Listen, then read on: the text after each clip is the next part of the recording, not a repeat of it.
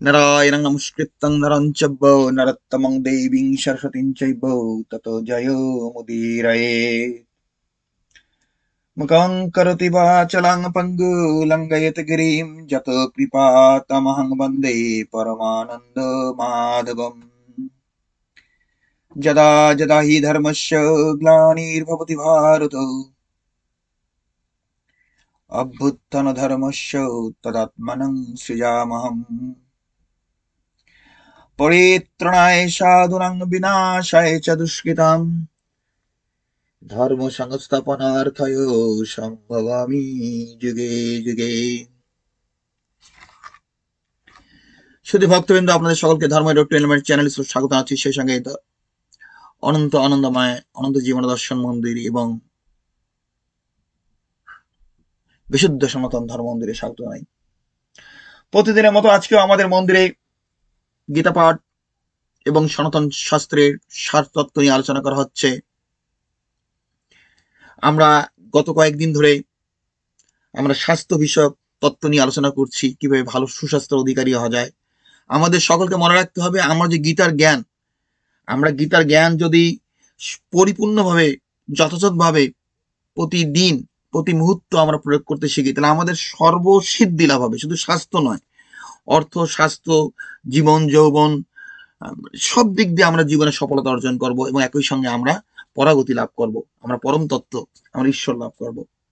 আমাদের সনাতন শাস্ত্র কখনো বলে নেই যে ঈশ্বর সাধনা করার জন্য, ঈশ্বর লাভ করার জন্য তোমার টাকা পয়সা অর্জন করা যাবে না, তোমার ব্যবসা বাণিজ্য করা যাবে না, সবকিছু ছেড়ে ঘর বাড়ি স্ত্রী পুত্র ছেড়ে জঙ্গলে চলে যেতে হবে। এগুলো পশ্চিমাদের রিলিজন থেকে এসেছে। কিন্তু আমাদের হিন্দুরা, আমাদের ইন্ডিয়ানরা কোনো না কোনো ভাবে পশ্চিমাদের হাওয়া তাদের গায়ে লাগছে। এগুলো শাস্ত্রের ভুল ব্যাখ্যা এবং শাস্ত্রের অপব্যাখ্যা। আমরা যদি এই সৃষ্টি প্রপঞ্চে এই জীবন ধারণ করার জন্য, দেহ ধারণ করার পর যদি আমাদের জীবন না থাকে, আমরা যদি কর্ম না করি, দেহ দিয়ে আমাদের ইন্দ্রিয়গুলো ব্যবহার না করি, তা সৃষ্টির তো কোনো উদ্দেশ্য থাকলো না।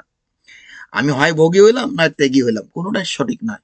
হয় খর পুরুষ, না হয় অক্ষর পুরুষ। আমি হয় আত্মার সঙ্গে যুক্ত, আমি দেহ সম্বন্ধে, বিষয় সম্বন্ধে আর কোনো জ্ঞান নাই, অথবা আমি বিষয় নিয়ে পড়ে আছি, আমার আত্মতত্ত্ব সম্বন্ধে কোনো অনুশীলন নাই। দুটোই ভুল। আমরা যখন গাড়ি চালাই, আমরা গাড়ির স্টিয়ারিং ডানেও টানি, আমরা বামেও টানি। আমরা ব্রেকও পা দেই, আমরা অ্যাক্সিলেটরও পা দিই, গাড়ির গতিও বৃদ্ধি করি, আবার গাড়ির গতি কমিয়ে আনি, আবার গাড়িটা থামায়ও দেই। আমরা যারা হারমোনিয়ামের কিগুলোতে গিয়ে গান তুলি, আমাদের আঙ্গুলগুলো কখনো উপরের দিকে যায়, আবার নিচের দিকে যায়। হ্যাঁ, এটা হলো গান, এটা সঙ্গীত, এটা আর্ট, এটা শিল্প। জীবন একটা শিল্প।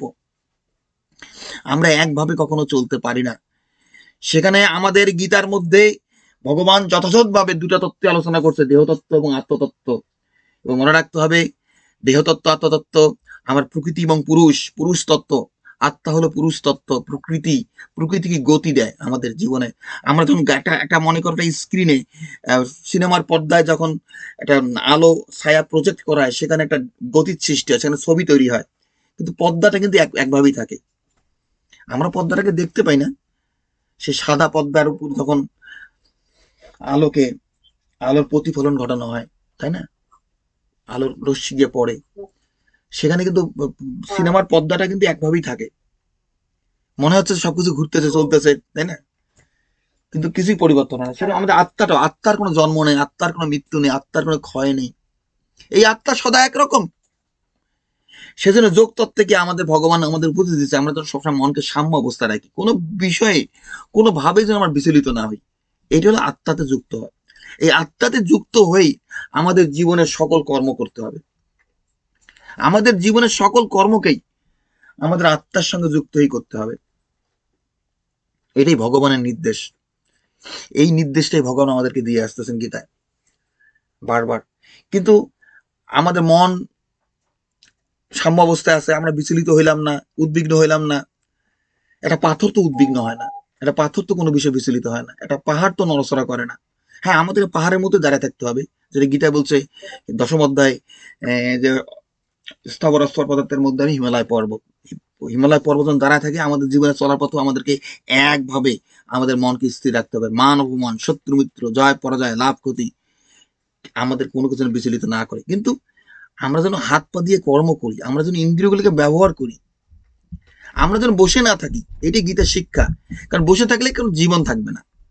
গীতার 3য় অধ্যায় ভগবান বলছে, হে অর্জুন, এই ত্রিভুবনে আমার চাওয়া পাওয়ার কিছুই নেই, তবু আমি নিরলস ভাবে কর্ম করি, কারণ কর্ম না করলে জগৎ উচ্ছন্নে যায়। আবার 3য় অধ্যায় বলছে ভগবান যে কর্ম না করলে দেহ রক্ষা হয় না। তাই তো, কথা তো তাই। আমরা যে চুপচাপ বসে থাকি, আমাদের দেহ তো নষ্ট হয়ে যায়। এ যুগের মানুষ বসে বসে কাজ করে, তাই না, কম্পিউটারে। যেমন আমি আজকে সারাদিন কম্পিউটারে বসে কাজ করতেছি, সন্ধ্যাবেলা একটু বাইরে যাবো, দেখি বৃষ্টি হতেছে, মুষলধারে বৃষ্টি হতেছে, তা বাইরে যাবো কিভাবে? আর বাইরে যাওয়া হলো না। ভাবলাম যে একটু আগে আগে আগে ভাগে গিয়ে আসে বিড়ালের খাবারগুলো দিয়ে আসি, প্রচন্ড বৃষ্টি হইতেছে বাইরে, তো বাধ্য হয়ে ঘরে বসে থাকতে হইতেছে। অনেক সময় ইচ্ছা থাকলেও বাইরে যেতে পারি না, কাজ টাজ করতে পারি না। কিন্তু কথাগুলো বলি কেন, যে আমাদের জীবন ব্যবস্থাকে এমন ভাবে গড়ে তুলতে হবে আমরা যেন দেহ দিয়ে কর্ম করতে শিখি, আমরা যেন আমাদের ইন্দ্রিয়গুলো ব্যবহার করতে শিখি। আমরা যদি আমাদের ইন্দ্রিয়কে ব্যবহার না করি, তাহলে তো আমাদের কোনো জীবন থাকবে না। শুধু বসে বসে ধ্যান করলাম, বসে বসে মন্ত্র পাঠ করলাম, জপ করলাম, ওটা তো কোনো জীবন নয়। গীতা বলছে আমি মন্ত্র, আমি ঔষধ, আমি অগ্নি, আমি হোম, আমি দ্রব্যাদি। এর অর্থটা কি? ভগবান যখন বলছে আমি ঔষধ, এর অর্থ কি? বলছে হে অর্জুন, তুই বাজারে গিয়ে বেশি বেশি করে ওষুধের দোকানে গিয়ে ওষুধ কিনে নিয়ে ওষুধ খাও। সেটা কি বুঝাইছে? সেটা বুঝাচ্ছে? সেটা কখনোই বুঝায় নাই, সেটা কখনোই। হ্যাঁ, আমি পিতা, আমি পিতামহ, কি কথা ঠিক না? বলছে না কথাগুলা? হ্যাঁ,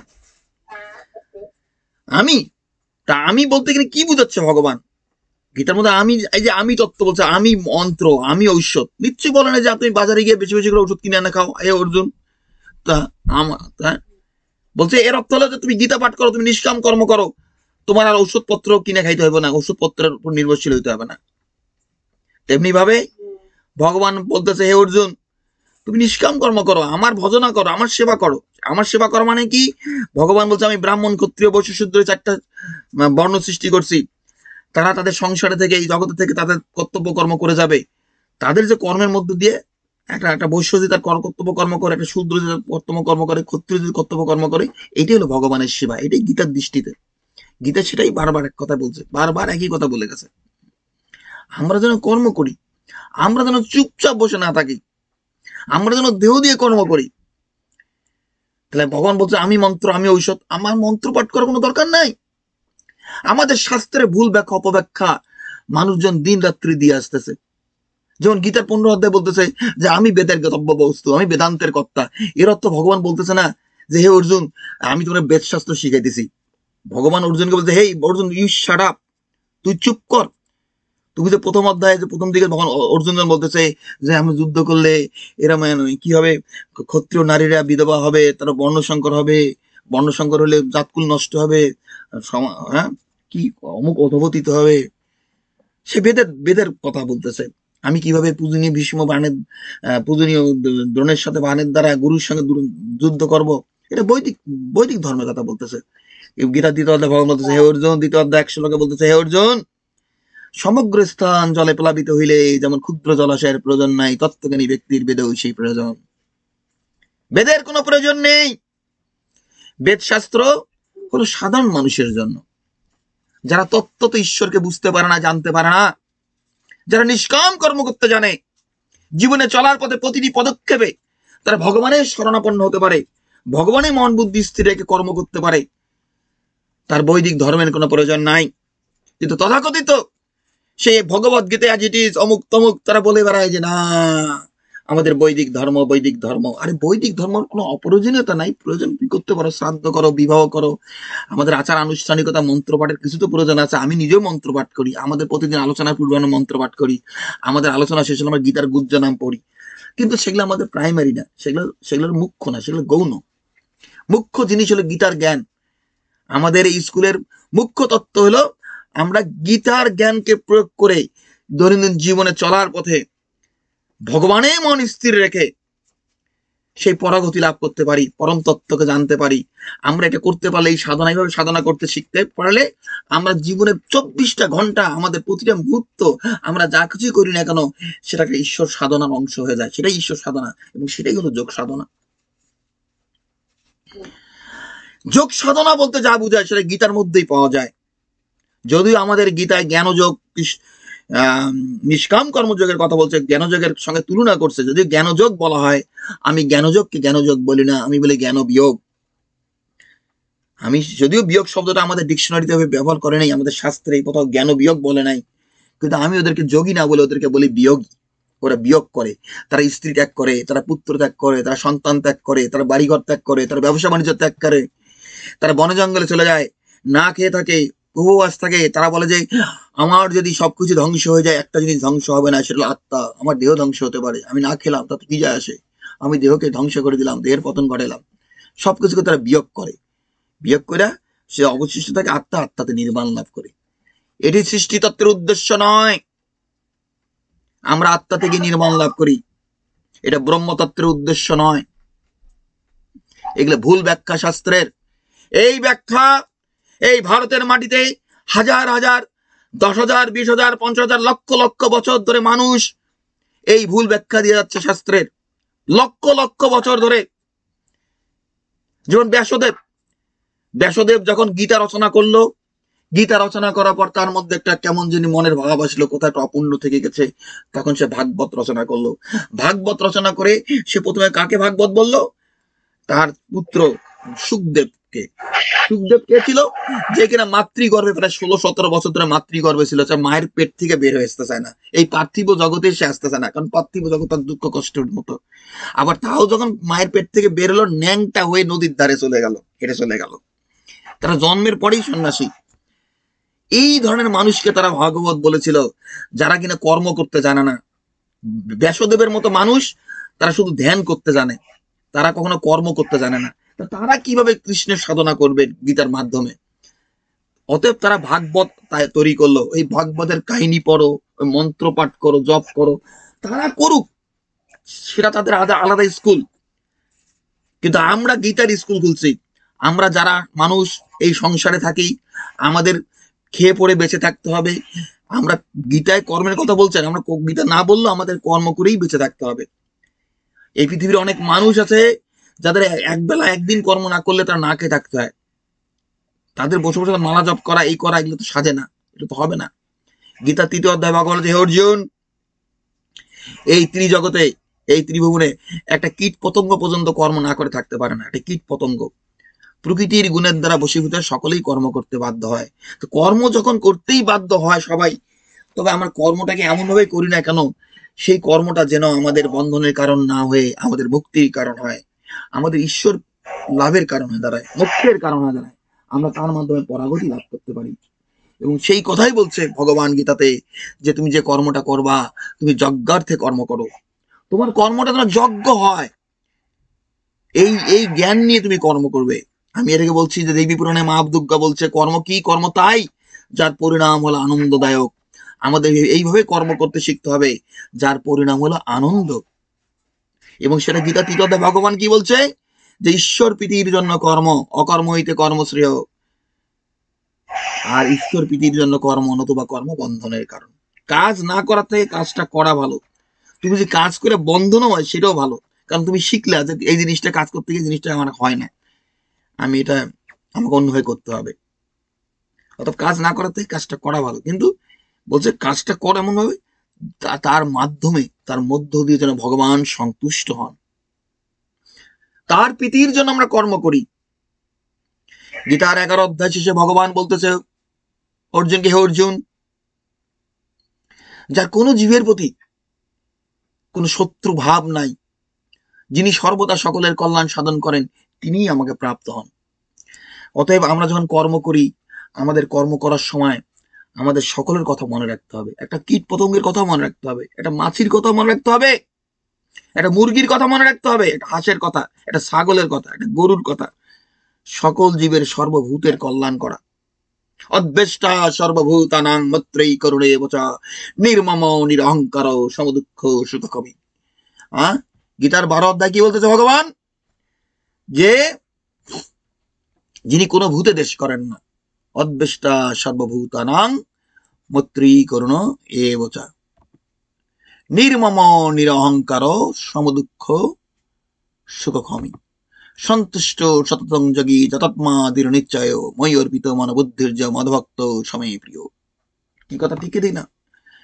ভগবান বলতে, হে অর্জুন, যে কোনো ভূতে দেশ করে না, যার কারো প্রতি কোনো হিংসা নাই, অদ্বেষ্ট সর্বভূতানাং মৈত্রী, সবার প্রতি মৈত্রীভাব, করুণা, দয়া, মৈত্রী, করুণা, এবচ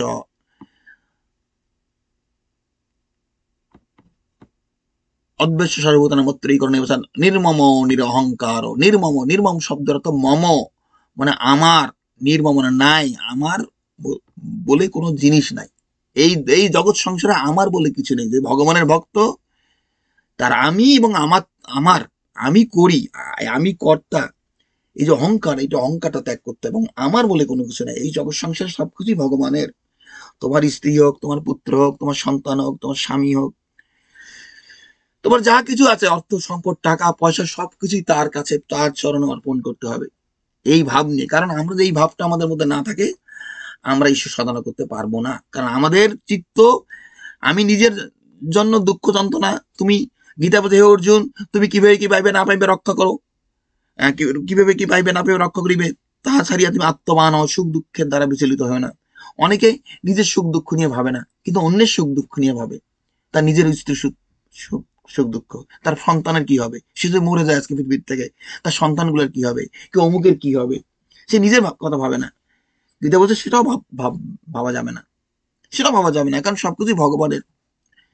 এই জগৎ সংসারে তোমার কিছুই নেই, তোমার শুধু হচ্ছে কর্তব্য কর্ম, তুমি শুধু কর্তব্য কর্ম পালন করে যাও, দুই হাত দুই পা দিয়ে তুমি তোমার কর্তব্য করে যাও। কারণ তোমার যদি মমত্ব বোধ থাকে, তাহলে সেটাও বন্ধনের কারণ হয়। কারণ তুমি তাদের নিয়ে দুশ্চিন্তা করবা, যে আমি তো থাকতেছি নাকি, আমি তো পাচ্ছি না, ওদের তো কি হবে, আমার কথা আমি বাদে দিলাম। ভক্ত হিসাবে ভগবান গীতায় বলছে হে অর্জুন, ভগবান তার ভক্তের যোগক্ষম বহন করেন, যোগক্ষম বহন করেন। তোমার যা কিছু প্রয়োজনীয় যা আছে সেটা তিনি রক্ষা করবেন, আর যাটা নাই সেটা এনে দিবেন তিনি। আর মনে রাখবে, ঈশ্বর বা পরমাত্মা কারো পাপ পুণ্য গ্রহণ করেন না। আমাদেরকেও, আমরাও যারা যোগ সাধনা করি, আমাদেরও মনে রাখতে হবে, এই জগৎ সংসারে তুমি অন্যের কোনো পাপ পুণ্য নিতে পারবা না। প্রত্যেকটা জীবকে তার নিজের পাপ পুণ্যের ফল ভোগ করতে হবে। এই কথা তাই কি তাই না? হ্যাঁ, প্রত্যেককেই করতে হয়। কর্মের ফল সবাইকে ভোগ করতে হয়। তো অনেকে বলবো যে গীতাতে বললো ভগবান যে সর্বধর্মমান পরিত্যাজ্য মামিকং শরণং ব্রজ অহং তং সর্বপাপেভ্য মোক্ষ ঈশিমা শুক্লকম।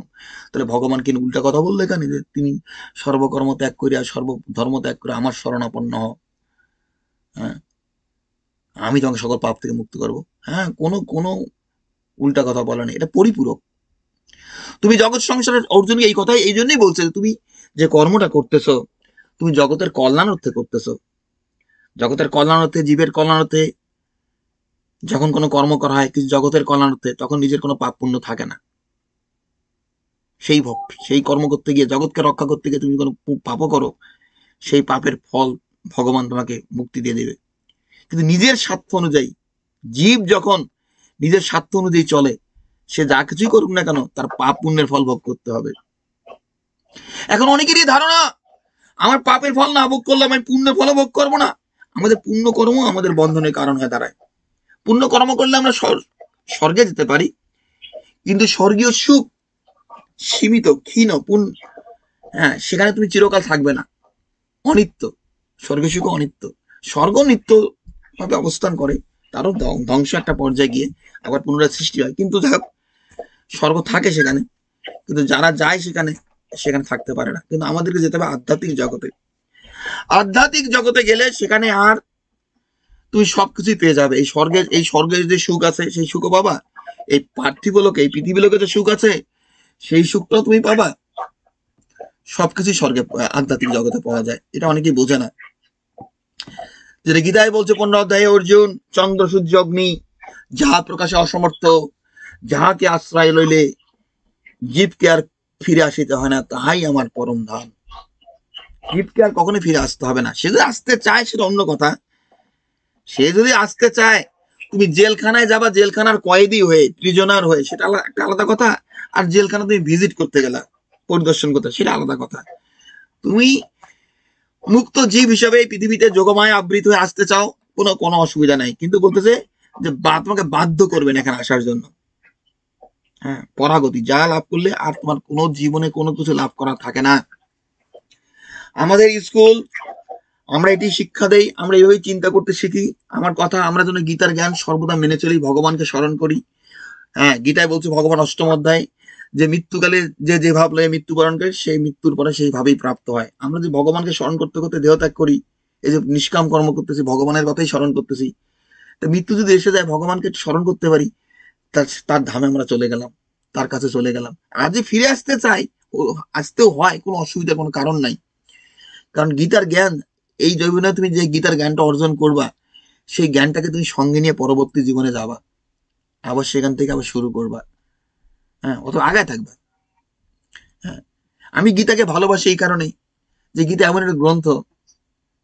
হ্যাঁ, গীতা এমন একটা গ্রন্থ যে যার জ্ঞান আমি সর্বদাই প্রয়োগ করতে পারি।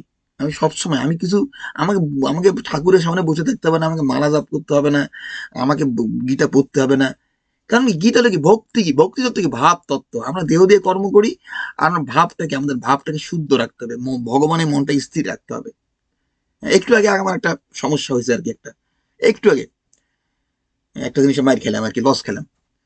তো আমার কোনো ফিলিংস নেই। গীতা বলছে লাভ ক্ষতি জয় পরাজয় সমানভাবে নাও। সত্যি কথাই তো। আমি দেখলাম একখানে আমি লস খাইছি, আমার আরেকটা জায়গায় আমার লাভ হয়েছে, আরেকটা জায়গায় দেখলাম গিয়া কিছু যায় আসে না, কিছু যায় আসে না। এই সংসারে, এই সংসারে কোনো কিছুই, হ্যাঁ, কোনো কিছুর জন্য আমাদের তো ইয়ে করতে হয় না। আমাদের মন সবসময় ঈশ্বর স্থির রাখতে হয়, জানো, সবসময় ঈশ্বর রাখতে হয়। ভক্তি তত্ত্ব যেটা, ভক্তি তত্ত্বটা তমগুণের মতো। আমি যে বিড়ালগুলোকে খাবার দিই, ওদেরকে দেখি ওরা খুব রিল্যাক্সড, খাই দেয়, আসলো খাইলো, খাইলে চলে গেল, খেলাধুলা করতেছে, ওদের মধ্যে কোনো ইয়ে নেই। মানুষের মধ্যে যতটা প্রবলেম, আমাকে এটা চাই, আমার ওইটা নাই, আমার সেটা নাই, আমাকে এটা দিতে হবে, আমাকে ওইটা দিতে হবে। হ্যাঁ, আমার যত আছে আমি ততই চাই। হ্যাঁ, গীতায় বলছে সন্তুষ্ট সততং যোগী যতাত্মা দৃঢ় নিশ্চয় মই অর্পিত মনোবুদ্ধির মতভক্ত স্বামী প্রিয়। আমরা যেন জীবনে চলার পথে সর্বদাই সন্তুষ্ট থাকি। কারণ আমরা যদি সন্তুষ্ট থাকি, তাহলে আমাদের বুদ্ধি, আমাদের ব্রেনটা ঠিক মতো কাজ করে, আমরা জীবনে চলার পথে ভালো সঠিক সিদ্ধান্ত নিতে পারি। আর আমরা যদি অসন্তুষ্ট হই জীবনে চলার পথে কোনো কিছুতে, তাহলে আমাদের বুদ্ধির বিকার ঘটে। হ্যাঁ,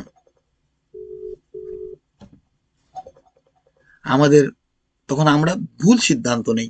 এই জন্য মানুষ দেখা যায় যে যখন তারা ক্রোধান্বিত হয়, ক্রোধ হলো জীবের পরম শত্রু, ক্রোধ হলো জীবের পরম শত্রু। হ্যাঁ, এই আমি আমেরিকার এই যে বিভিন্ন ভিডিওগুলো দেখি, ডকুমেন্টারি দেখি, যে কি মার্ডার কেস, এই কথা কাটাকাটি একজন আরেকজনের ধরে ছুরি মেরে দিল, ক্রোধ। হ্যাঁ, আমরা যদি, আমরা যদি আমাদের জীবনে, হ্যাঁ,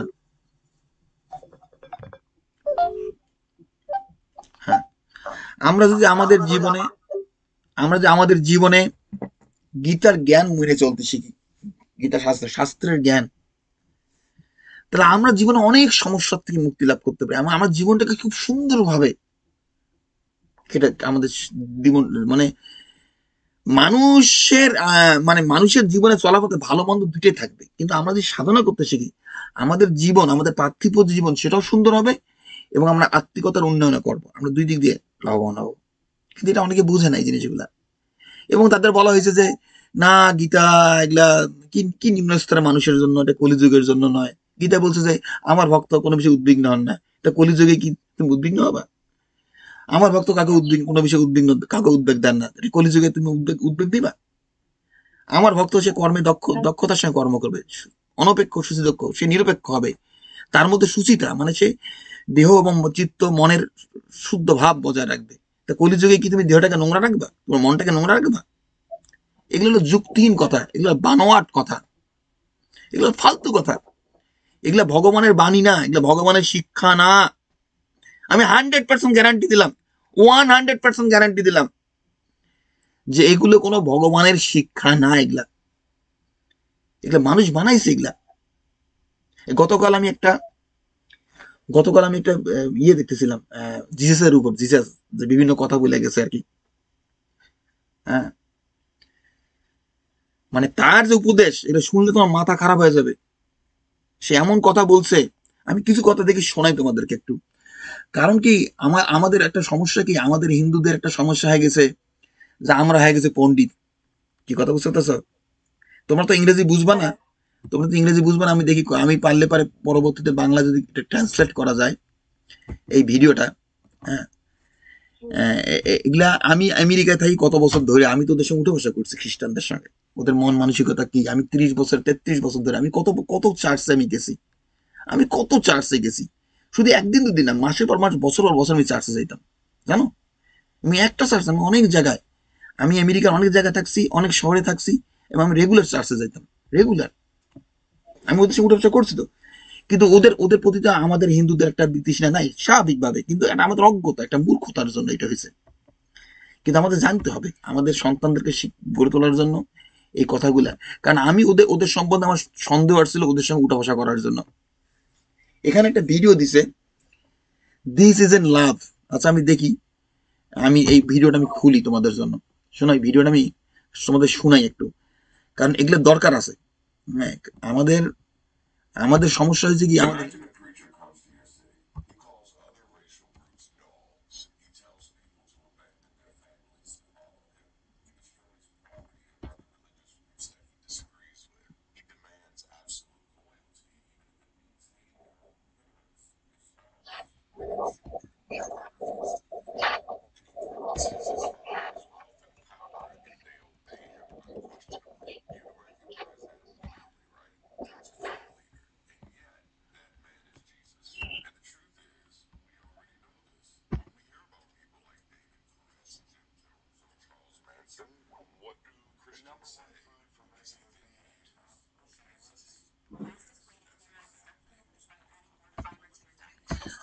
আচ্ছা তোমার একটু ধৈর্য ধরো, আমি এটা সেট আপটা করে নিই।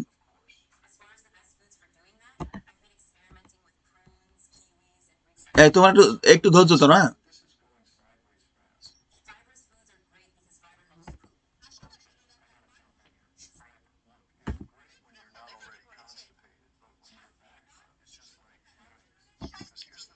আরে এই জিনিসটা এত ঝামেলা করে।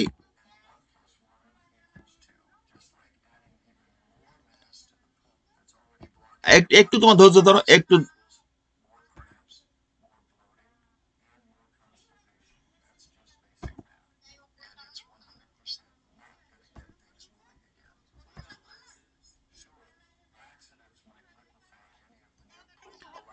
আহারে,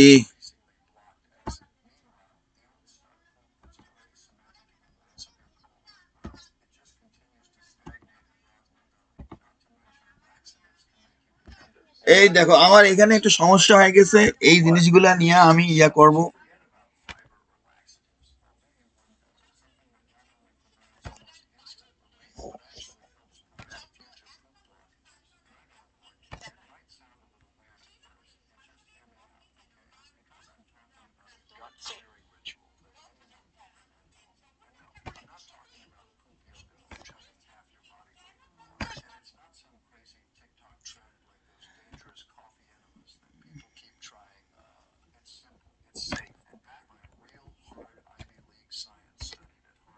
আচ্ছা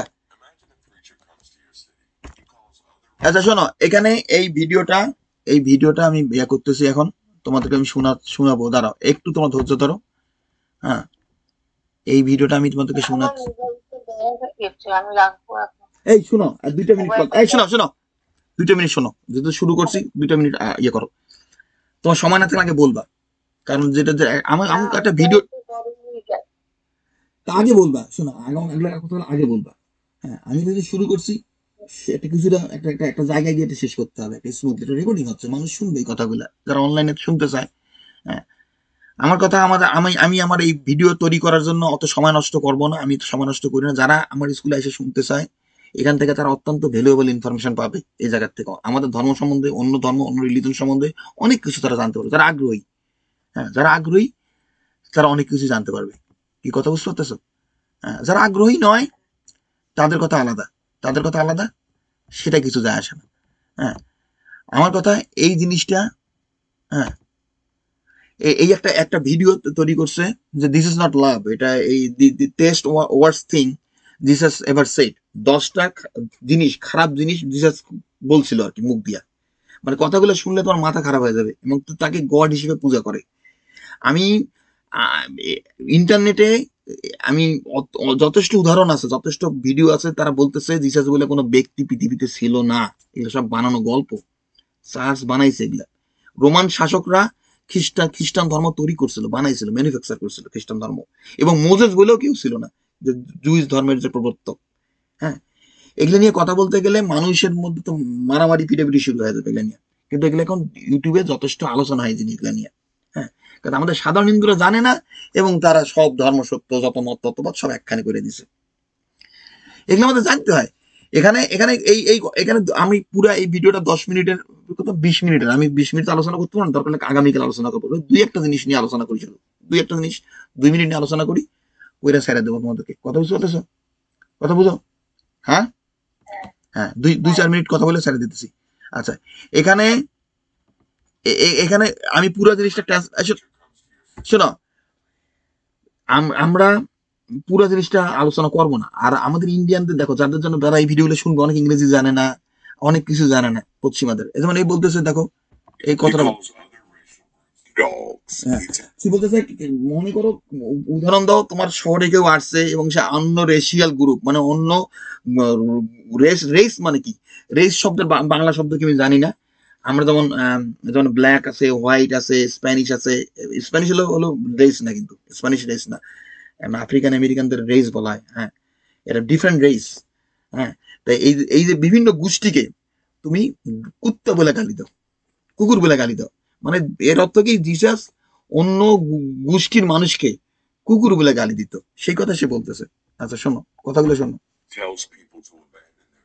হ্যাঁ, এবং অন্য মানুষদের বলতো যে তুমি তোমার পরিবারের ত্যাগ করো। জিসাস জিসাস বলতো, যেমন কেউ যদি বলতো জিসাস আমি গড রে জানতে চাই, আমি ঈশ্বর লাভ করতে চাই, সে বলতো তুমি তোমার বাপরে ত্যাগ করো, তোমার মারে ত্যাগ করো, তোমার ভাইরে ত্যাগ করো, তোমার বোনরে ত্যাগ করো, তোমার ব্যবসা বাণিজ্য ত্যাগ করো, তোমার বাড়িঘর ত্যাগ করো, সবকিছু ত্যাগ করো, ত্যাগ করে আমার সঙ্গে বনে আসো। এই কথা জিসাস বলতো, সেই কথাই বলবে সেখানে।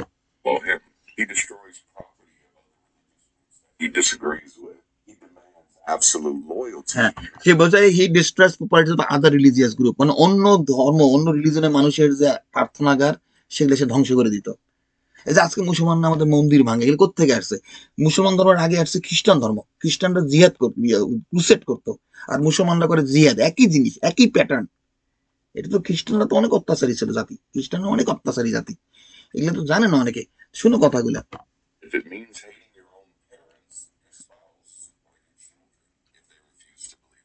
হ্যাঁ, সে বলছে যে তুমি তোমার নিজের বাপরে ঘৃণা করো, তোমার নিজের বউরে ঘৃণা করো, নিজের সন্তানরে ঘৃণা করো। যদি তুমি জিসাসের না মানো, তাহলে তুমি তাদেরকে ঘৃণা করো, তোমার বউরে ঘৃণা করো, তোমার বাপরে। এবং সেই কায়দা আজকে ইসকন ইসকন রিলিজনও তৈরি হয়েছে, ইসকনরা তৈরি করছে। ইসকনিরে যারা হরে কৃষ্ণ মন্ত্র পাঠ করে, তার বাপরে ত্যাগ করে, মারে ত্যাগ করে কৃষ্ণের জন্য। এগুলো আমাদের শ্রীকৃষ্ণের শিক্ষা নয়, এগুলো শ্রীকৃষ্ণ এইভাবে শিক্ষা দেওয়া যায় নাই। হ্যাঁ, ঠিক জিসাস এই করতো, জিসাস এইভাবে বলতো যে তোমার বউরে ত্যাগ করো, তোমার মারে ঘৃণা করো, তোমার বাপরে ঘৃণা করো। হ্যাঁ, এগুলা এগুলো এগুলো ছিল তার টিচিং। এবং সে স্পষ্ট বলে গেছে যে আমি পৃথিবীতে আসি নাই কাউরে ইউনাইট করতে, কারো সংগঠিত করতে। আমি আসছি তোমার ছেলেকে বাপের সঙ্গে লড়াই দিতে, মানে ছেলের সঙ্গে বাপের যুদ্ধ, শত্রুতামি শুরু করার জন্য। পিতা তার সন্তানের সঙ্গে শত্রুতামি করবে, ভাই ভাইয়ের সঙ্গে শত্রুতামি করবে, ভাই বোনের সঙ্গে শত্রুতামি করবে। এগুলো কথা তারা বলতো, জানো। এবং খ্রিস্টানদের ম্যারেজে, এখনো খ্রিস্টানদের ম্যারেজে যখন বিবাহ হয়, তাদেরকে শিক্ষা দেওয়া হয় যে তুমি তোমার স্বামীকে বেশি ভালোবাসতে পারবে না, জিসাসকে ভালোবাসতে হবে। বউরি শিক্ষা দেয়, বা স্বামীকে শিক্ষা দেয় তুমি তার বউরে বেশি ভালোবাসতে পারবে না, তোমার স্বামী জিসাসকে ভালোবাসতে হবে আগে, ওর থেকে তার থেকে কম ভালোবাসতে হবে। এইভাবে তাদের শিক্ষা দেয়। এদের এদের ধর্মে এত, এদের রিলিজনে এত ইয়া কেন? এই তুমি কথাগুলো শুনতেছো? আসো ওখানে, তুমি কি আসো? হ্যালো? ওনার অন হোল্ড দেখাচ্ছে। তো যাই হোক, আমার কথা যে এই ভিডিওগুলো টেপ হচ্ছে।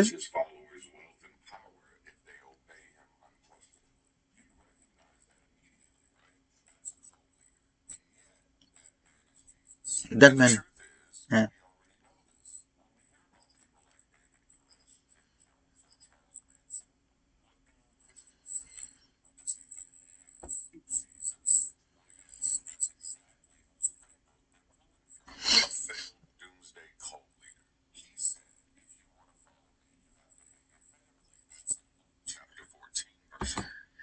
তো তাহলে দেখো, সে বলতেছে যে তুমি আমাকে যদি অনুসরণ করতে চাও, জিসাস বলতেছে তুমি অনুসরণ করতে চাও, তুমি তোমার পরিবারকে ঘৃণা করতে হবে, তোমার পরিবারকে ঘৃণা করতে হবে।